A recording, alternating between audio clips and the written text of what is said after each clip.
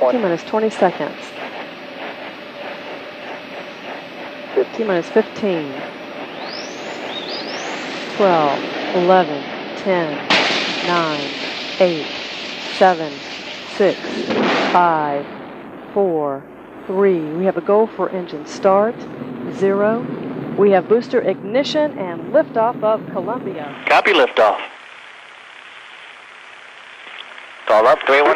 Is in a roll. We've got a fuel lost cell controller. number 1. Lost D2A on the center, D2B on the left. Got AC bus sensors off. No engine on the other two are Right booster lost controller density, lost center engine A, right engine B looks like something on AC1. Copy that. AC bus sensors off. AC bus the other sensors two. Columbia, Houston, we'd like AC bus sensors off. Eagle flight? In the fuel cell. Flight we're looking look like a transient on AC1. Tell them that. Transient on AC1. 2 decades ago, one of America's prized space shuttles launched from Florida's Kennedy Space Center to begin a hair-raising ascent into low Earth orbit on the STS-93 mission. The shuttle, with its crew of 5 astronauts, experienced both a fuel leak and an electrical short immediately upon liftoff. These malfunctions required quick thinking, effective communication, and decisive leadership to ensure not only the success of the mission, but the survival of the crew and the vehicle itself. 3.8 miles. I'm Captain Shannon of SOS Class 20 Alpha, and I'm joined today by the Ascent Flight Director of that launch, Mr. John P. Shannon. In addition to being the Flight Director for STS-93 and many other missions, John served as the final Program Manager for NASA's Space Shuttle program. He's received numerous accolades throughout his career, to include the Presidential Rank Award for Distinguished Executive, the NASA Outstanding Leadership Medal, and the Astronautics Engineer of the Year Award.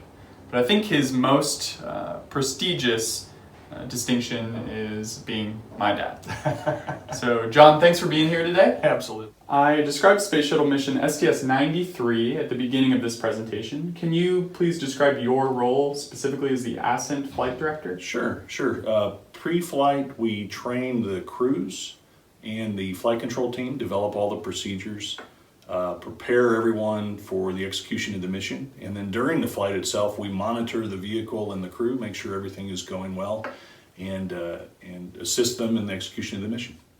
Nice. One more question about you before we dive specifically into the mission. So how would you characterize your leadership style as a flight director? Yeah, that's interesting. I always described it as kind of a benevolent dictator, right? Is that you collaborate with your team, you understand the data, but you have to make the decision.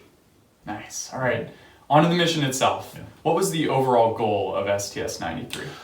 The big goal for 93 was the deployment of the Chandra X-ray telescope. It's like a Hubble space telescope that looks in the X-ray part of the spectrum.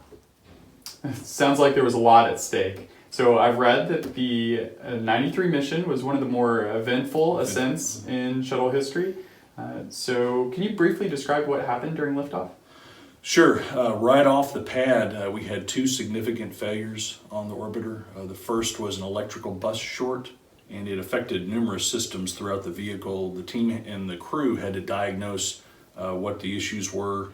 The second was that we had a propellant leak through one of the 3 main engines that was causing us to lose liquid hydrogen. Both failures were really significant. It had the team on the ground scrambling to make sure that we had abort landing sites across the world ready in case we needed them.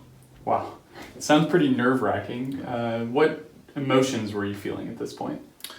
You know, you kind of get into the moment, and you've done a lot of training, you've worked with this team, you've worked with this crew, so you're just trying to think of everything and make sure that you've covered all the bases, and that anything that would come up next that you and your team can handle. So you mentioned the team.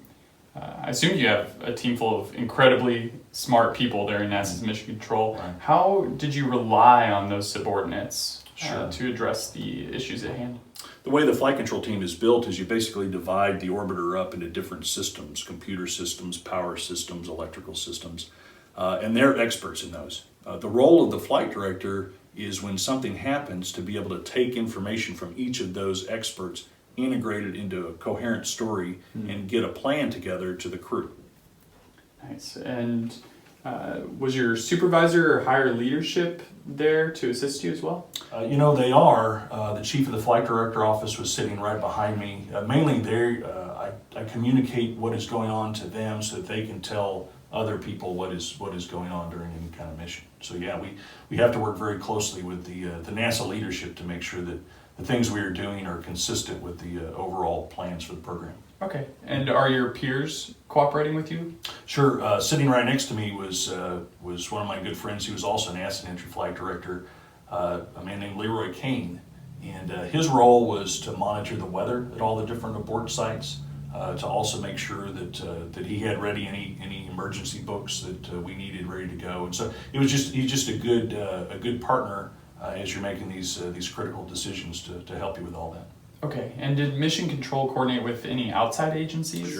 Sure. Shuttle launch is a big deal, and it's going across the entire world. If we would have had to abort STS-93, we would have landed in Ben Guerir or Banjul or some other African sites if required. So we had to talk to the Department of Defense, make sure search and rescue forces were ready to go if we needed them. Wow. Mm-hmm. So what was the ultimate outcome of the launch? We made it to orbit. We were a little bit short because of the propellant leak. That meant we weren't going quite fast enough. But we were able to use other propulsion systems on the vehicle to make up that shortfall, get into the right position to deploy the observatory.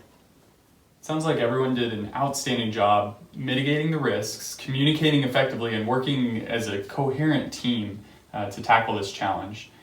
That probably doesn't happen by accident, does it? No, it's hours and hours of training. We had simulated issues with the vehicle for many weeks beforehand, probably did dozens of launches with simulated issues, worked with the real team and the real crew. And because of that training, you have high confidence going into the mission that you can handle whatever issues really come up. Nice. So at Squadron Officer School, the award for the flight that performs the best in terms of team problem solving, it's called the Apollo 13 Award. So what established methods do you have for problem solving at NASA? Yeah, problem solving is taken very seriously at NASA, just like it is in the Air Force. We have several different methods that we use. 7 elements of good flight rationale, the 5 whys kind of programs. I'm sure you're familiar with those.